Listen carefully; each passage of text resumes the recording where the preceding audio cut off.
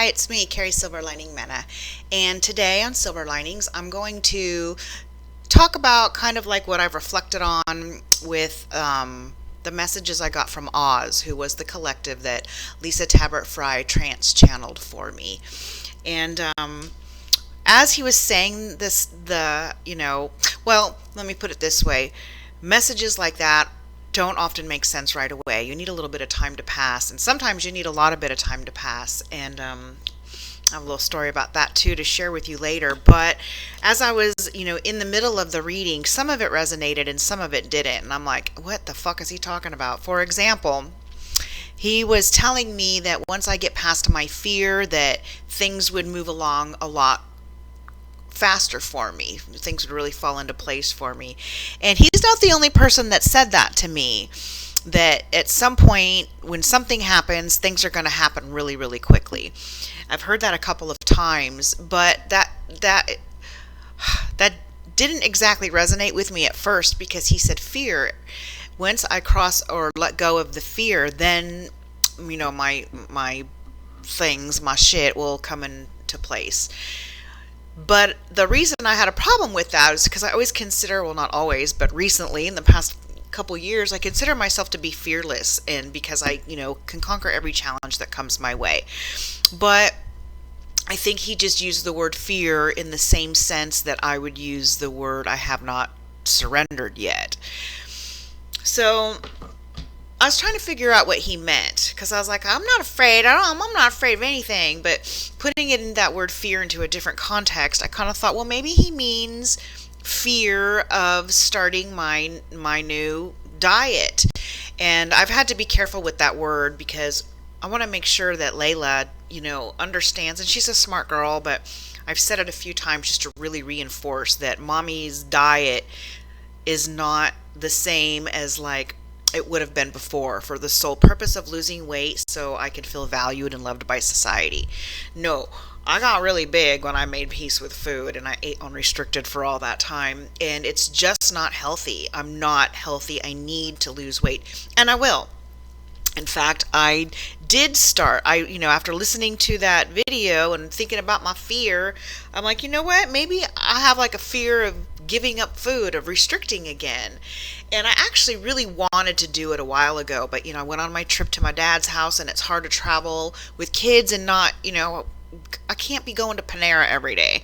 So then I was going to put off my diet until my boy's 18th birthday, because I knew we were going to celebrate, and this family celebrates with food. But the day after his birthday, I had a few different plans. I got to kind of psych up for this kind of thing, because dieting is really hard. You restrict for a long, long time. So I got to kind of psych up for it. But I was so ready to move on and start this other thing that, listening to Oz's words, I'm like, I'm not going to be afraid. I'm starting right now. So the day after my son turned 18, which was July 20th, I started my keto diet again, and I almost immediately went into ketosis the very next day. That was very satisfying for me. But going back to Layla, I kept trying to think about how to phrase it so that I wouldn't trigger her in her own eating disorder, because, she had that serious anorexia and was hospitalized. So I need to be careful. And even though she's a smart girl, I just really needed to reinforce. So I thought of a way to kind of explain it.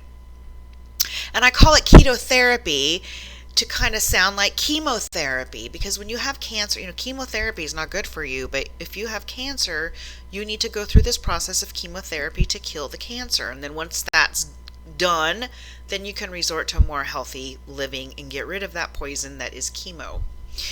Well, keto, I feel, is the same way, because while it is great for people to lose weight, especially people who are insulin resistant like I am, it's a great way to lose weight. But it's not sustainable. You cannot be on keto for forever, just like you can't and don't want to be on chemotherapy for forever. So, not that, being overweight is as serious as cancer, but the analogy worked for me. It's a temporary solution. It's a medicine to get me healed, and then I can switch gears to something that, is better for my body. So when I told her, had this conversation like that, it made me feel better to explain it in a way that would make sense, and it was geared towards health rather than a beauty or external expectations or whatever. So I did start that keto diet a month ago, and I expected to, like the internet said, I'm not weighing myself. My only validation is the keto sticks. I pee on them. I used to pee on them like 5 times a day because it gave me so much motivation, but now I'm like once or twice a day. I know I'm in ketosis, but that little pee stick makes me feel better, so I pee on them all day long. So, but I went to the doctor today because I'm taking care of all my health stuff. I did my mammogram last week. Everything's fine. And today I went to the doctor for my pre-appointment for my colonoscopy. Ugh. It's time. I'm that age, and my paternal grandmother actually died from it. So I have a predisposition, so I got to get in there and take care of my ass. But when I was there, well, I do not allow myself to know how much I weigh. I did finally ask after like a good long year how much I've lost. I knew I lost weight. There's no way I couldn't. And I'd only lost 5 pounds in this month, but I'm in the right direction, and that's okay. That's actually okay. Whatever. I'm cool with it. I'm going in the right direction. Slow and steady wins the race. So let me see. Okay, so I started the keto stuff, but then I thought about it, and I'm like, maybe that's not the fear he was talking about. Oz, I mean. So I thought about it, and I remembered what he was saying, that the persecution is one of the hardest. I've done a lot of hard ones. That twin flame shit, finding self-love through the rejection of another, that's a really hard one. And this persecution one has been really hard too. I mean, I've been talking about it for years, and in fact, I got to go back and that the last 2 videos ago, I asked what your input was, why you thought I kept doing the same fucking shit over and over again. Well, I kept saying it's him. I don't think it's him, my husband. I think it's truly both of us. But and so I was like, okay. Anyway, I know I'm jumping around. I did this video earlier, but I had bad, like the audio and the video were not connected towards like almost immediately. It started off good, but like 1 minute into it, the rest of it was fucked up. So when I redo these videos, I get confused because I don't remember if I've said it or not, and I don't want to say things twice. So the next thing that I thought that Oz might be talking about was this surrender of persecution.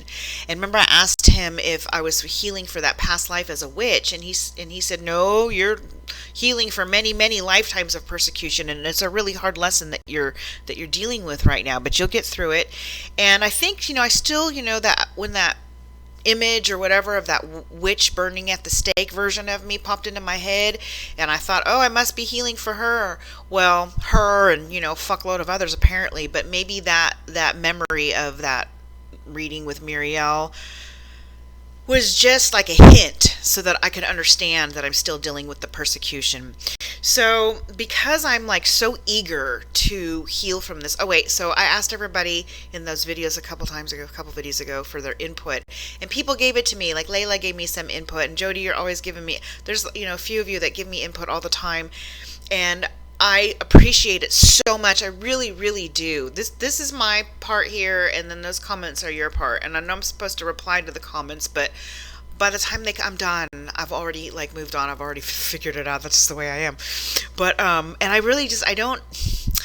Even on my Facebook wall, I never comment. Sometimes I'll do a heart or a like, very rarely a comment, but that's just not me. There's some people like Denise. She'll put a sticker or a love on everybody's. I just don't do it. I don't enjoy it, and I feel like it takes time because I'm anal about grammar and sentence structure and all that. So I just skip it. Having said that, I really do appreciate the comments, and I know I'm deviating all over the place. I want to talk about this a little bit more towards the end. I hope I remember. Fuck, don't forget, Carrie. Okay, so the surrender of the persecution. Because I know I'm in the middle of this and I really want to get it done, I'm like almost begging the guides to throw another fight at me with my husband. And of course they obliged. And I can't even remember what they said, or not they. I can't remember what the fight was about, but it was once again him like assuming the worst and accusing me of something I hadn't done, whatever it was. And I try so hard to not engage and blow up. I feel like I'm kind of teaching him, when you say it this way, it's hurtful. And I don't want my kids to feel the same way I did. I don't want them to feel persecuted. So I'm a real stickler, and I know that I'm go overboard sometimes with it, but I'm not making excuses. I'm just, or like saying I need to because of this. But the reason I am so persistent with it is because it's such a trauma for me, and I want to protect the other people that I love from experiencing that. So it is a big deal to me. And I'm not going to tell you what the fight was about this time, because I don't even remember, because I've learned that it's mostly insignificant. I know I spent a few videos just bitching and complaining about my husband, but it kind of mattered because I wanted to explain how the molehills were opportunities for us to learn, so we didn't have to learn with the mountains. But I'm going to skip, the context of it and go straight to what happened afterwards, or during the end, I guess. I finally just got so frustrated. It did elevate a little bit, the argument, and I got to this point where I was just like screaming at Fairy Girl, going, I surrender, I don't know what to do, I can't deal with this anymore, I'm just fucking done, I'm done. And I'm not screaming at him, even though he's in the room. I'm just like screaming up at the ceiling, talking to the guys, because they live in the ceiling. But and I had a meltdown, and whatever, and later on I kind of acted I got pissed at him. I got pissed, and I did like ugly things to him. It's really not my style, but what is my style is that when I do fuck up, I own it. So once I calm down, and I don't really have to offer very many apologies, because I feel like I don't fuck up too often, but I did this time, so I apologized to him, and I really wanted to be accountable, because I want to be accountable, and because I want to set that example. And later on, I came to believe that last one I did, where I'm screaming surrender, and I've done that before, I think that I really did cross that threshold, and let me tell you why. Did you catch in my group, it was about a month ago, I don't know when I put some screenshots of not a conversation, but an interaction between my mom and I. She had commented on a post that my brother did years ago and tagged me in it. And it had nothing to do with anything, but she chose that one to cyberbully me again, and she just laid a bunch of shit on me, accused me of a bunch of things that weren't true. And so I kind of like met the challenge, and I said, well, this isn't the way it happened this way, and I didn't do that, it was that. And so I was kind of trying to untangle her mess, but instead of hearing my words or addressing the things I said, she went to yet another post that my brother had made and tagged me, and did it again with a bunch of other ugly bullshit. And I realized, what, she didn't even address the things I said before. She's not going to address it over here if I try to engage. So I just basically said to her, would you just leave me alone? You're just making yourself look like an asshole, throwing all this bullshit at me. Just leave me alone. I'm done with you. Then okay, so that was it. So I have these screenshots, and I just saved them just to share with my friends in private. But I felt like there was like something I could use with that somehow, because it kind of pisses me off when my brother died, some people would say, oh, I'm so glad to hear that you're talking with your mom again. And I had family members say, oh, you should connect with your mom because it's the right, and I hated that. I mean, even in my group, people would do that.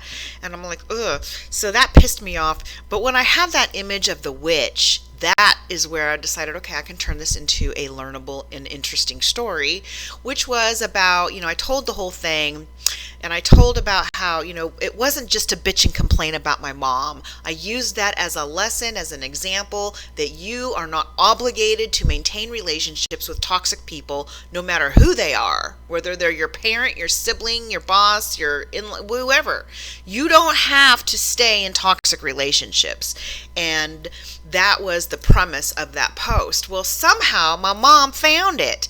And so she must have been spying on my wall, because I also shared it on my wall. And both places are open. But you know what? Facebook changed the rules on groups.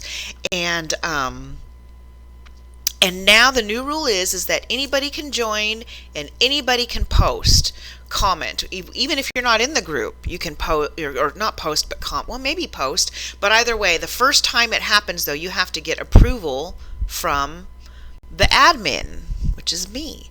So in this big long, story time I'm writing, and there's all these comments from you guys saying how all these beautiful things about me, about how I didn't deserve that, and I'm so shiny, and all that, just raving about me. And my mom's like tagging my friends and tagging you guys, whoever made comments saying that you don't know the whole truth. And then she had this one. This one's hilarious to me. She told me that I was mentally ill. Said I was mentally ill, but she said that I'm trash for airing our dirty laundry in public.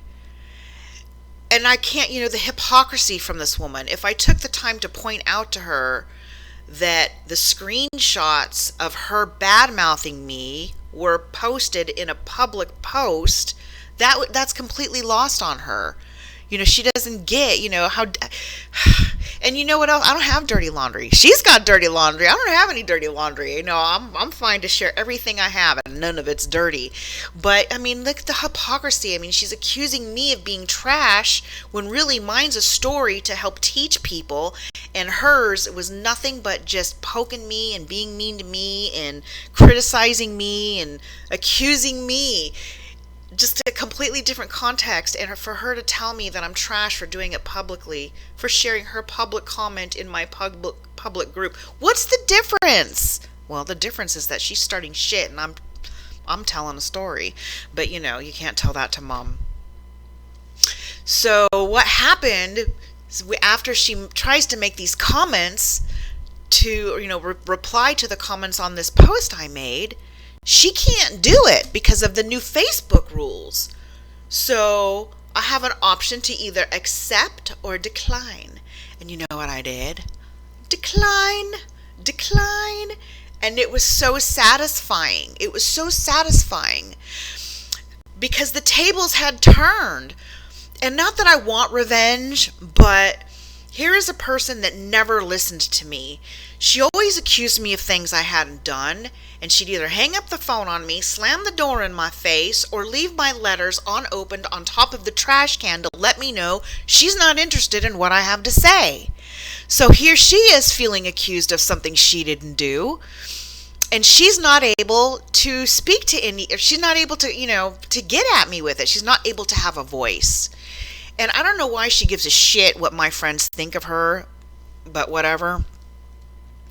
And then, so, since she didn't get her stuff posted, nobody reacted, whatever, she decided to message my husband through Facebook, and they're not friends, so it went into that other inbox, but I don't know if you know how, but, you can go in there and look at that message without the other person knowing if you looked at it or not, unless you reply. So she's writing to my husband, and we looked at the message, and she's trying to get me in trouble. And she goes, Carrie told me not to tell you this, but when she was at my house looking for things, looking through Greg's stuff, my brother, she didn't want anything. And I didn't. It was all junk. He's just like a bachelor that never really had a real home. His stuff's been in and out of storage. It's hand-me-down crap. He doesn't have anything new. I didn't care about anything. I took a light bulb, Tupperware, and a backpack. That's all I cared about. And she goes, and she told me not to tell you, but she said that you're a hoarder. And he kind of is, he has so much stuff and so many treasures and mementos from his own past. He goes through them when he can, but, and we kind of joke about him being a hoarder, but he does make an honest effort to clean it. So it's not like a source of contention between us. It was at the other house, but he's made big strides. But it's from him being poor and not having things, and there's other reasons too, like some trauma with his mom. But whatever. It's an interesting story about why he is a hoarder, but he's working through it, and it's not real bad. He's not like the kind that person on the hoarder TV shows by any stretch of the imagination. But here's one of the things he hoards: empty boxes. We have so many empty boxes in the garage, but he does use them for when the boys have their Nerf wars. But hang on a sec. I got tangled. Sorry. And he uses them for ouch, for walls and stuff. What would you call that? You know what I mean, right? The thing that shields, whatever. I'm sorry, I'm so distracted right now. I'll be right back. Anyway, so that's it. He's got a bunch of empty boxes in the garage. They really irritate me. They don't play enough nerf to justify having those things in there all the time. Anyway, so she tried to, start a fight like that, and she also said, and I was going to give Greg's truck to the boys, not Layla, only the boys. Basically saying that because I was a dick to her, now she's not going to give his truck to my kids. And we already have 4 cars. We have 4 cars and 2 drivers. We don't need Greg's piece of shit truck. Sorry, Greg. But just the fact that she's trying to start so much shit with me. And you know what I did? Besides the decline, I did nothing. And, in the beginning of your healing journey, the person that wronged you, you want so much for them to apologize. You wish that you could have that apology and they can come to see the light and say, I'm sorry I abused you in this way and whatever it is. Well, I learned a long time ago that I was never going to get that apology. And I never even expected to get any kind of satisfaction from this relationship with my mom. But I can't tell you how satisfying that was to have those tables turned. How satisfying it was to not get my feathers ruffled. Oh, I got a fuzzy too.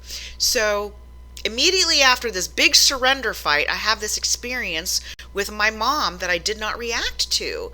So I'm really thinking that I did cross a threshold.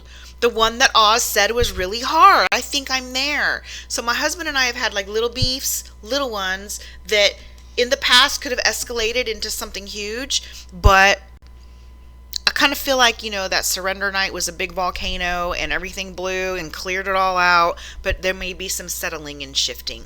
So it's not, it's not instant, but most of it is instant.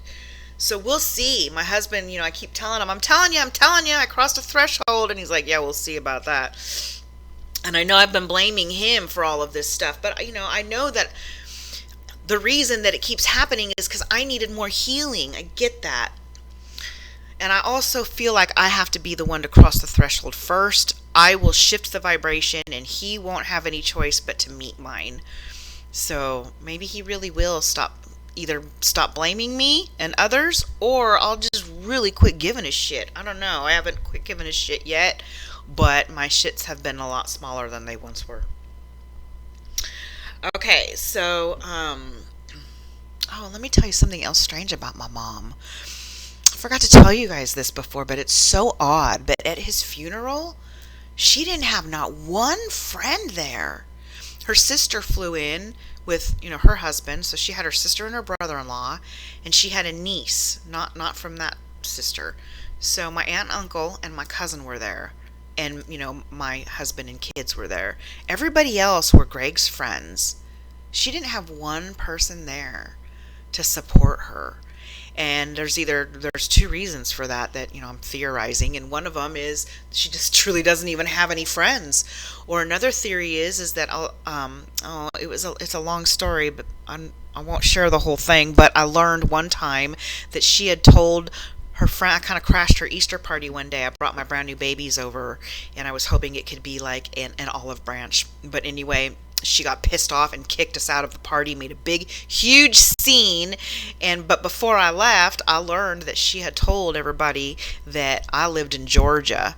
I guess that was easier than saying my daughter lives down the street but we're estranged. I don't know. But anyway, I busted her. So I'm wondering if maybe the reason she didn't have any friends at the funeral is because she just didn't want them to meet the family, and she'd get busted for, telling lies again. I don't know.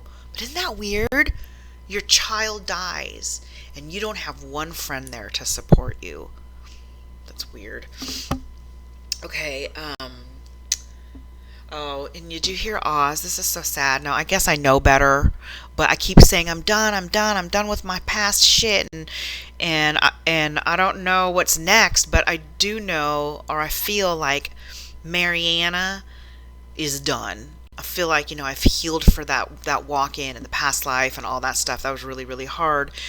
But, you don't, you keep healing until you die, or at least that's the plan for me. I'm going to keep on healing. So when Oz said I have so many more traumas, my heart just sank. But it makes sense. I guess there'll be more people that enter my life and awaken these beastly traumas within me. I don't dread that. So it's like, I don't know. I don't know. I don't really have any new people in my life yet. I hope it's not my love and romance relationship that causes me trouble. I gotta talk about that a little bit too. Okay, so one of the other things that Oz mentioned, and it's so I can't grasp it, but I'm trying to. Maybe this is what's coming up next for me. Maybe the inner work has more to do with like my, or some of it, rather than traumas, some psychic shit, growing my psychic powers. He said that at some point, something to the effect of I'll be able to tap into my other lives. And did you see that movie? It was something called Everything, Everywhere, All at Once. That was some crazy motherfucking shit. I laughed. I laughed so hard at the absurdity of it. But I think that they needed to have things absurd and yet recognizable so our brain could, because if they did things that were just too foreign, like if they showed other versions of this person, because they showed many, different, we have concurrent lives or different life, whatever it is. If they showed it in a complete alien species, we might not put it together, but what they would do is like have humans with big long hot dog fingers, because we know what hot dogs are and we know what humans are and we know what fingers are. They usually don't go together, so it was just bizarre the way they would show different versions and incarnations. But for example, she was like fighting at some point, and so she figured out, or she didn't figure out, it just sort of happened. She was overwhelmed by it, how to tap into like her ninja version of herself, and then she went and kicked some ass in the version that she was in. So she's tapping into these other lifetimes and using the skills that she's learned, and what maybe it's something like that. And another thing is that was interesting in that movie is that she was experiencing a trauma, and they had like a quick flash of all different kinds of versions of her, and they were all experiencing at the same time a similar yet different trauma. And I think that we do that too. So whoever wrote that script or that movie, they know what they're talking about. Okay, so there's something else about that. Let's see. Everything, everywhere, all at once. Oh, okay, so I don't know how that will be, but I do know that 20, 30 years ago when I was first with my husband, we weren't married yet because we were together for 6 years, and I've said this in other videos, when we would have sex and I would look around at the walls in my own room, well, our room, this wall right here, I would see it as a plain wall, but I'd also see it in the brothel. I would see like the velvet, swirly, ornate wallpaper at the same time, and I would cry. I would cry during sex, and I couldn't figure it out. Well, I was like being in both lifetimes at once. So maybe it will be like that, except, not the crying parts. And not only that, let's see here. Okay, so another thing that this that Oz said was, I asked my favorite question, and I kept it kind of vague about romance. Well, what's up with me and romance? And he gave me an answer. Remember, it was something like, your soul already knows the time and the place, a certain gesture, a certain look, whatever it was. And then he goes, look for the red flower. So my ass has been looking for the red flower everywhere. And as soon as you start looking for something, you see it.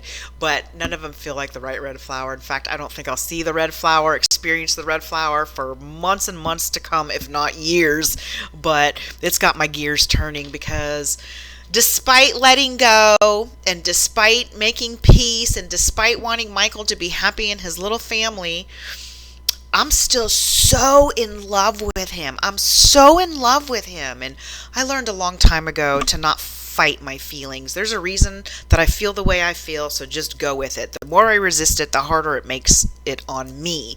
So even though I went through a good year or so, of maybe more, I don't know, like a year, of feeling, well, 2 years, I don't know, whatever, a long time, of feeling that, I really love this man, but I don't want to have anything to do with him because of his family. I don't want that. But, and I'm not being dicky about this, I don't know I haven't talked to him in a couple years, so I really don't know. I kind of spy on him, but I don't go on his wall, so I don't really know what's going on in his life. I just get little bits and pieces. But I know from my own experience that we learn and grow through our spouses. And so if there comes a time when there is a split between them and that's when I have my time with him. Or maybe it's split for forever, maybe a temporary split. I have no idea. I'm just speculating. I like to overthink sometimes, but I don't feel as bad about it as I once did. Only because I just, if that's his path, that's his path. That part has nothing to do with me, and that will be sad, but that's not, if it's his path, it's his path. And so with that in mind, me being okay with him being single so that he can come be with me, even, I don't know if this is going to happen. This is all hypothetical, of course, but feeling okay with it again. My love dial has been cranked on full blast. In fact, today is August 17th. That's my watermelon day. So today is 8 years since I first messaged him. My kids were little. I was on vacation with my mom, and I just can't believe that 8 years have gone by. And the only time that I wasn't completely in love with him and obsessed with him is when I was latched on to Fairy Boy and when my kids were so fucked up. I mean, I didn't stop loving him any of those times, but I had to put him in my back pocket because, I had other fish to fry. But because of this red flower thing, and wondering about my love, I've been like wanting to find this one key statement in one of the readings that I have received. And I thought it was Heather. I thought it was one from Heather. So I'm watching all the trans channel ones from Future Me, Past Me, Minerva, and Andromedan Me. And so I'm watching all these videos to try to look for this one little bit that has a message for me. Now that I've gone through them all, I think it may be one of the Michelle videos. So that's my next thing. I'm going to start obsessing looking for it there. But as I was looking through all these videos, one of the things that Andromedan Me said, beautiful mistress, was that this is so funny to me because in watching these videos, now that I have like the benefit of hindsight, I'm seeing that they're really giving me so many clues about my own experience, but I'm just not getting it. They kept bringing up the subject of walk-ins. I'm sure it was a hint for me. Well, I know it is now, but I didn't then because I didn't know that I was doing a walk-in. I know that I was absorbing Mariana, and I guess I did know that, but I remember, because I just watched the Beautiful Mistress one this morning, and she was talking about her experience with absorbing me, and she's giving all these examples of the different ways it could happen, etc., etc. So I know what she's really trying to do is let me know that this is how it could be. But of course I didn't figure it out until years later, today, that she was giving me these hints. And I'm looking at them, watching her. I'm like, God, that's so weird. That must have been so weird for you. How confusing for you. Not even realizing that I'm still in the middle of mine. So that was one of the things that I caught with that Beautiful Mistress said. There was other stuff too. Let me see. That is significant. Let's see. She also said to me, that, I know, Beautiful Mistress was telling me how she was able to tap back into me and the other lives as she needed to. And I can't remember what she said, but anyway, if she's doing it, I think she was trying to let me know that I'm going to do it one day too. And she gave me this really big hint. I'm sorry if I'm repeating, because remember I did this before, but she said that I'm going to give you a little nugget. Once you die, you're going to immediately absorb into, no, that's not it. That is true, but I asked her if she has a peaceful life. And she says, well, yes, you do have a peaceful life, but there's one thing that, you could work on and make it even more peaceful. And that is calm the fuck down, which I believe has to do with me taming my emotions when it comes to the persecution. So isn't it interesting that, I'm drawn to watch these videos for a completely different reason, but maybe, maybe not. Maybe this was the real reason, so I could hear her, all these other versions of me, explain all of the stuff that I've recently gone through, and with a few hints of what's to come in my future. So, okay, what else did she say? I feel like there's something else about her. Okay, well, there kind of is. And what she said was that she talked about you guys that are watching this. And I think this was when she was still trying. I'm so sorry. Who cares what it is? But what I'm getting at is that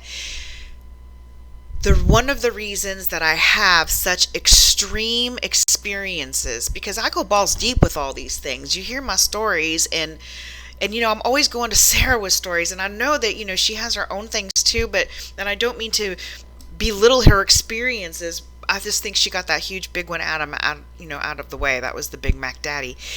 But she still has to deal with boundaries and other things like that. But it's like mine is one after the other, after the other, after the other. And, what was I going to go with this with the fucking Sarah? Why did I say that?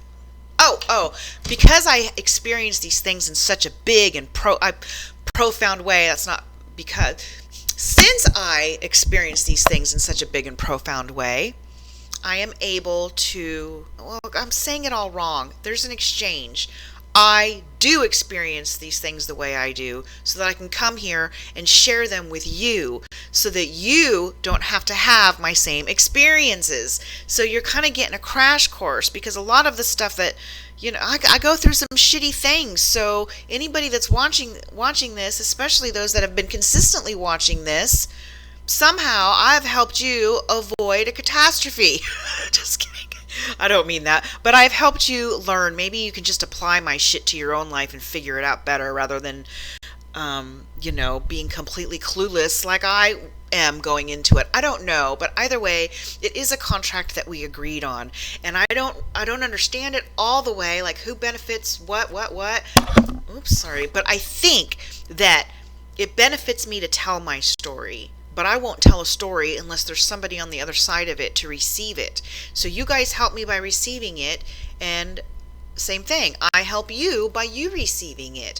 So it really is a symbiotic relationship and exchange. And again, the reason that I had such big experiences is so that I can teach them and have compassion for others that have been in the same situation. Although I really haven't had to have much compassion for others yet. I know that sounds funky, but I mean, like, I'm not like a life coach where people come to me with their stories. I get the little comments, and like I said, sometimes mostly I'm shitty about responding, but okay, so what else? Okay, so I wanted to thank you. I wanted to thank you for, for your soul self signing up to have this, what's the word called when it's not a parasite? I don't know. When we both, I guess, symbiosis. I forgot the word for it, but anyway, where we help each other. Okay, so I did want to share like some, this is just plain story time. I didn't really learn anything, but it's so interesting and so beautiful, and I'm so happy. I want to share some of my joy with you. And usually I think this may have been the first time that I have experienced such joy through my kids' joy. And when your kids are babies or whatever, and they have a nice experience, like splashing in the bathtub and they're giggling, or the dog makes a funny sound and they just, laugh, you can feel their joy with them, but it's short-lived. The giggle's done, it's done. Well, let me tell, and so I have experienced it, but it doesn't have the longevity of what's going on right now. And it's only been 2 weeks, but that's a lot longer than a giggle in the bath. And so I want to talk about my son Josh's college, and he started this neurodivergent program. It's new. It started a couple years ago, but I think this is going to be the first time that it really spreads its wings, because we're done with COVID. And for the first 2 weeks of class or school school doesn't start until like 10 days from now. But this program had the kids come in for 2 weeks first to play a bunch of icebreaker games, and they had to have a scavenger hunt and go around the campus to find certain things, whatever it was, to get them familiar with their school. And so the very first day, one of the first icebreakers they did was take a piece of paper and write on it something that they were experiencing at that moment that made them feel uncomfortable. And like for my son, his was he had a fear of speaking in front of the class or whatever, just speaking out. And they were to take these pieces of paper and fold them into origami, and then throw them in the trash can. We're getting rid of that, which I love. I love that. I'm thinking about copying that for one of my events, except instead of throwing it in the trash, maybe we can have like a fire pit, burn all that shit just for some fun, and we'll get marshmallows too. Anyway, so the teachers asked if anybody knew how to do origami because people were struggling despite the instructions on the dry erase board. So my son raised his hand because he used to be an origami master. We had like the little swans and frogs and stars and everywhere in our house for a while. I mean, they were like coming out of the walls. They were everywhere. So he raised his hand and he said, I know origami. So he went around and he became like this leader of the class, teaching these kids how to do origami. And if you have a shy kid, an introverted kid, an autistic kid, then this is like huge. So he was very proud of himself for doing that, not to mention the synchronicity of the origami. There's another there's so many syncs on that first day of school. Another one was he met a girl, and her name is Sarah, of all things. And do you know, I mean, because I've mentioned it and you've seen pictures, but in case you don't know, I'm going to remind you, my son is very drawn to Russia and communism, and not the modern day stuff, not like Putin or whatever, but he has these ideas of like a true communal society in a way, and not like, I don't understand governments enough, but his view is kind of like what the Sarsar do, under the earth, in that they are a community. They all share clothes, they share chores, they, whatever. Everybody is equal in their job positions, whatever. So he really likes that stuff. Anyway, so this girl is from Russia. She's Russian, and the teachers asked, "Do any of you write songs?" And 2 people in the class raised their hand. It was my son and this girl, Sarah. So, I mean, this girl's just ticking off his boxes left and right. And now they are an official couple. And they're so sweet about it because he's been so sheltered from the outside world that his version of a girlfriend and dating is completely different from mine. His is like a 7th grade version or even a 5th grade version.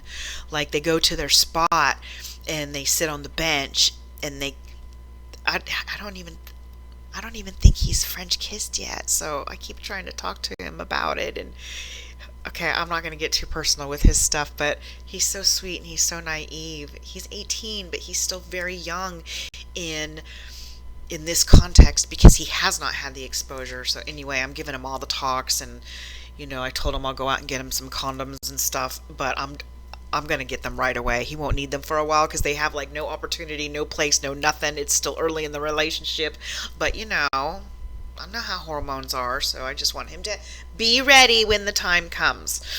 So anyway, yay for him for getting a damn girlfriend, and they apparently are a little crazy about each other.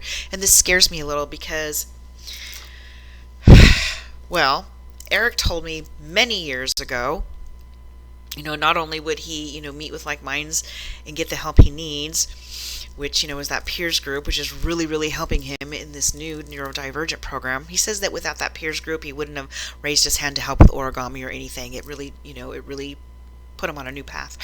Okay, so, oh fuck, what was I going to say? I forgot already.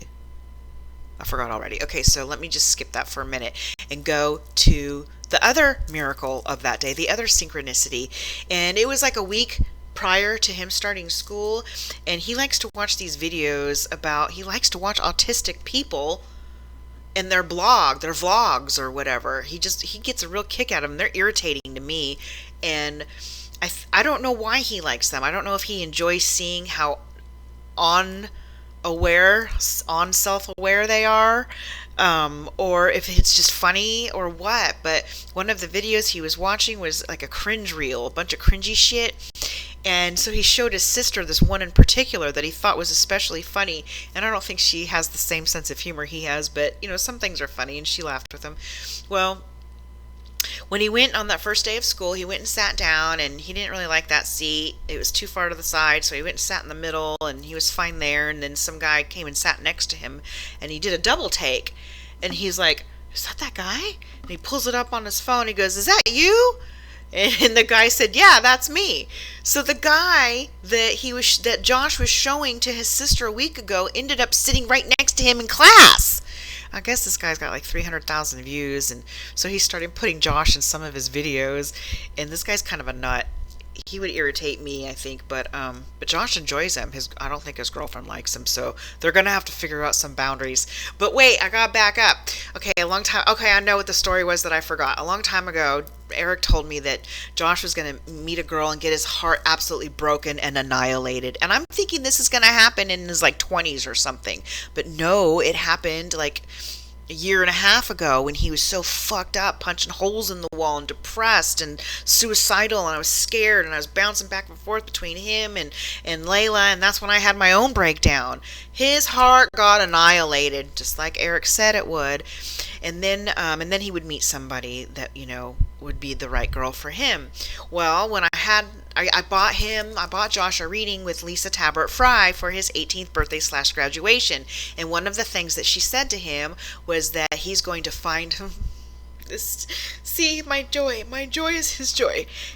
He's going to find a girl that they're like, Lisa called it twin flames, but I don't think that's what she meant, because I don't think everybody understands the definition of a twin flame. But in the context, I believe she meant it to be somebody very, very special, somebody very connected, their yin yang for each other. Maybe they are twins, but they're not going to have the same fucked up journey I had.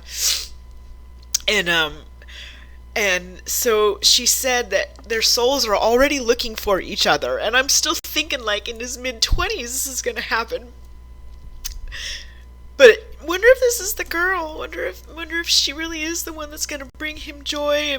I mean, she already has, and I'm scared of a broken heart for him because I saw what happened last time. But if what Eric says is true, or if I'm remembering it right, then this is the one.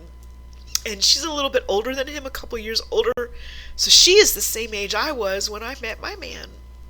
So it's not like impossible, but he's still so new to this. I don't know what's going to happen, but in the meantime, I'm so glad for him to have such a beautiful experience right now. No matter what happens later, it's beautiful now, and I'm so happy for him. He said to me, "Mom, I've never been happier in my whole life. I love college." And I just been telling her, gosh, I've never been happier in my whole life. How would you like to hear that after a year of being afraid of suicide, So, gosh, that was so awesome. So all those synchronicities about my boy. There go the sparkles. Okay, I hope so much that I can get my video synchronized. Do I have anything else to share? Hang on. I probably do, but good enough. And I got this old rinky-dink microphone. I know it's not great. I'm still working on my sound. I have troubles all the time with stuff, but I'll get there. In the meantime, thank you for your patience, and thank you for being on the other side of these videos. They're helping us both, so thank you, and I'll see you next time.